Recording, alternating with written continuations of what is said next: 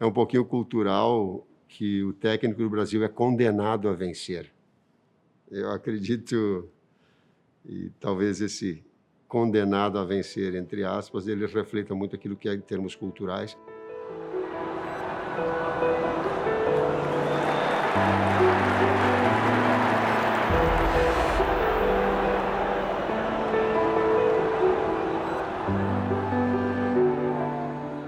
Eu te confesso que eu não pensava em dirigir a seleção brasileira até o título mundial com o Corinthians em 2012. Naturalmente, a partir daquele trabalho e toda uma carreira olhando para trás, ela me credenciava a ser um dos profissionais que pudessem estar a convite da seleção brasileira.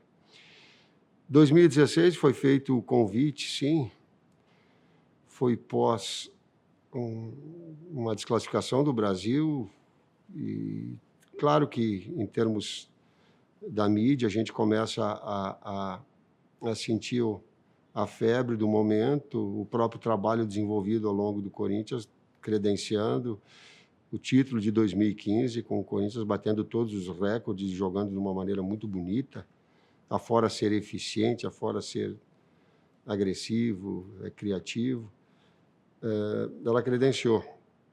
Estou tentando lembrar que no primeiro convite que foi feito, foi através de um telefonema ao Edu, o Edu me repassou a ligação, e aí sim a possibilidade de uma conversa, porque, e eu gosto de deixar isso muito claro, que o técnico que me antecedia não era mais técnico, então havia um lugar vago dentro da seleção brasileira, e não aquela situação de fala com um técnico e se o técnico aceitar, daí nós vamos demitir quem está. Eu sempre tive muito cuidado na minha carreira em relação a isso, para abrir uma possibilidade profissional, desde que houvesse essa lacuna. Foi assim, e lembro que eu viajei primeiramente para conversar no final da tarde e noite aqui, não damos a resposta para ver qual era o projeto da seleção brasileira. No outro dia ainda com dúvidas, e quando foi à tarde a possibilidade real de vir como técnico da seleção brasileira, de aceitar o convite.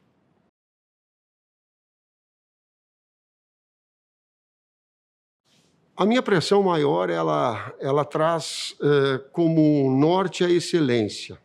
Eu sei que não vou atingir nunca, mas quanto mais me aproximar, tanto melhor. O que é excelência? É uma equipe criativa e que faça gol. É uma equipe que tenha consistência, seja sólida defensivamente e tenha resultados. Futebol, se tu perder qualquer um dessas três pilastras, tu não vai alcançar, ou tu não vai estar próximo da excelência. Então, essa é a grandeza. Talvez por ter sido meio-campista também, eu tenho uma predileção para te ter como média. A equipe e a seleção brasileira ela tem uma média de 60% de posse de bola. Eu estou falando de todos os jogos oficiais, não estou falando de amistosos. Ela tem 2 gols de média de saldo por jogo nos jogos oficiais. Esse equilíbrio ele é fundamental, não dá para fugir dessas 3 pilastras básicas. Um ápice de performance extraordinário. Talvez, não vou afirmar, seja um momento de um nível mais elevado da equipe nessas fases da seleção brasileira.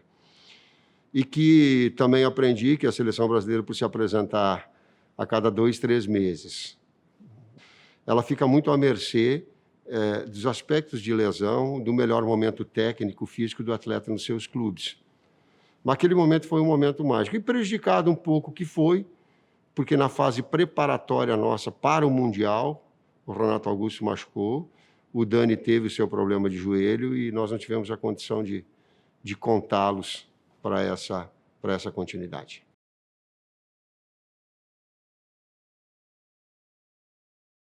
A equipe ficou nervosa a partir do momento em que ela sofreu o gol de empate no jogo contra a Suíça. ainda teve, trouxe para um jogo contra a Costa Rica aí um volume muito grande de oportunidades, mas faltou ser efetivo. E, como eu falei anteriormente, tu tem que fazer a criação e conclusão, agora tu tem que ser efetivo, transformar isso em resultado. Ela só conseguiu no seu final. Mas teve um aspecto que eu gostei muito. Ela teve a persistência e um nível de concentração alto, tanto é que ela faz o gol, os 2-0 é no final do seu jogo, né? E ela constrói o resultado, assim como na sequência ela também vence, e ela foi num processo de evolução dentro da Copa do Mundo. Vence a Sérvia, vence bem, faz um jogo muito bom contra o México, consistente. Se vocês, inclusive, analisarem o gol que ela faz contra o México, é numa iniciação com o México fazendo pressão adiantada, alta, e coloca 5, 6 jogadores. A gente sai articulando, sai com o jogo apoiado, sai tocando no chão e faz um gol que eu digo assim, que tem alguns gols que a gente apresenta em palestra. Esse é um que ele sai de um eixo direito, inverte para um eixo esquerdo, fragiliza o adversário e faz o gol.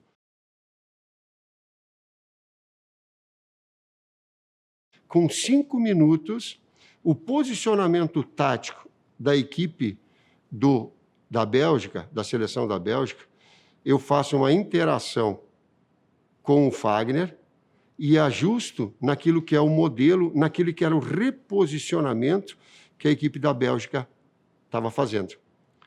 Então, nesse momento, o que nós fazíamos? Nós fazíamos uma ação ofensiva com 6.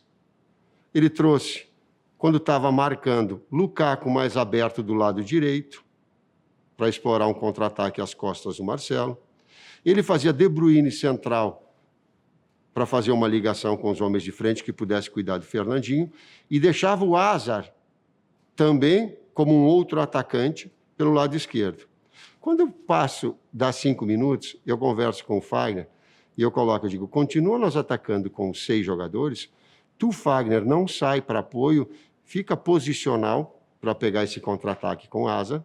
O Fernandinho, olha como ele está, ele faz controlando o De Bruyne, e o Miranda, como a gente marca por setor, a gente não marca individual, o jogador que cair no setor, a marcação. E o Miranda ficar atento para a cobertura nessa ação ofensiva do Marcelo, que é ao lado dele, e a gente faz superioridade numérica 4-3 para as ações de contra-ataque. O que tem daquele jogo contra a Bélgica é um extraordinário jogo. Alguns colocam como o melhor jogo da Copa. Eu coloco, não vou ter essa pretensão, top 3 da Copa. Pela qualidade técnica das duas equipes, pela organização, pelo talento individual das duas equipes. E, se tivesse aí que os deuses do futebol descer e dizer assim, ó, esse jogo deva continuar para 30 minutos mais, e se colocar um merecimento, eu não vou colocar do Brasil ser campeão, não falar do Brasil ter passado pela Bélgica, eu não estou falando isso. Eu estou falando da qualidade do espetáculo dele ter tido 30 minutos mais para quê? Aquilo que foi um grande jogo, com talentos individuais dos dois lados, tu pega Neymar de um lado, De Bruyne do outro. Tu pega Fernandinho, Coutinho, tu pega Hazard, tu pega Lukaku, tu pega Gabriel Jesus. Courtois, dito por ele o seu melhor jogo. Né? De Bruyne, aliás, um relato dizendo de que o Brasil foi melhor, porém a Bélgica foi contundente, ela foi efetiva nos momentos que criou. Isso mais ou menos ilustra algumas informações e, a minha opinião, aquilo que deveria ser um jogo que tivesse uns 30 minutos mais para ser decidido quem pudesse passar.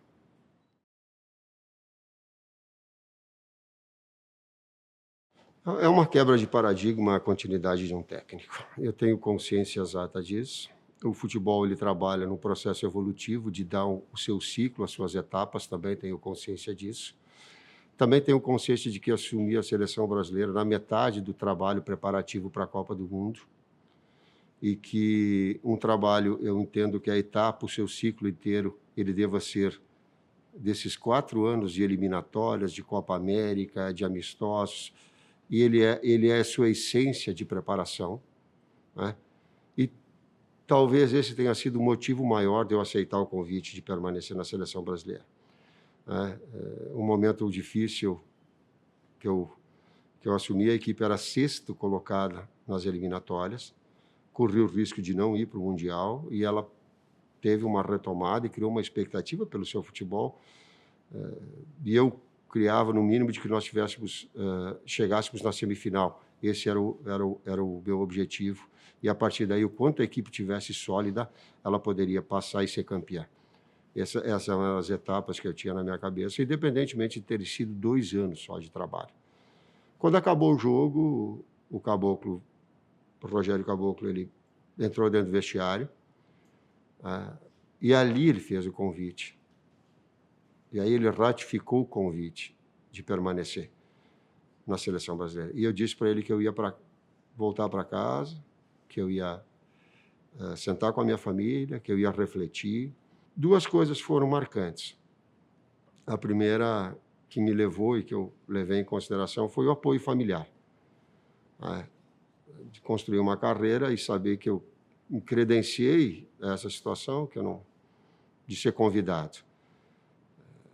E a segunda, não sei se numa escala de importância igual, eu fiquei muito emocionado quando a gente chega no aeroporto, descendo na volta da Rússia, e quando eu estou descendo e está a comissão técnica, a staff junto, as pessoas começam a aplaudir e de certa forma, massagear um pouquinho toda aquela dor que a gente estava sentindo.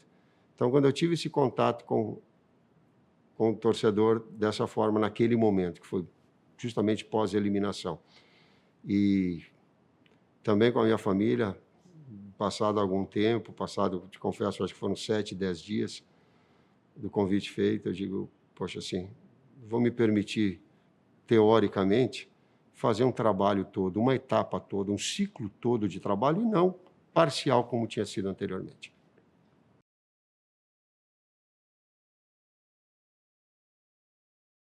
Um dia eu estava andando com a minha esposa, fazendo uma atividade de caminhada, bem cedo, que a gente tem o hábito de fazer, e eu fiz o seguinte comentário com ela. Eu digo, tudo que um profissional pudesse ter de trabalhos e de títulos, na sua carreira eu conquistei. A Copa América, pela seleção brasileira, foi a primeira vez como técnico da seleção brasileira no Maracanã. Pô, é uma coisa emblemática.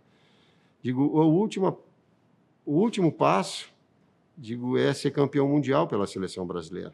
Os outros todos, na carreira, tendo orgulho sem ser orgulhoso, eu tenho.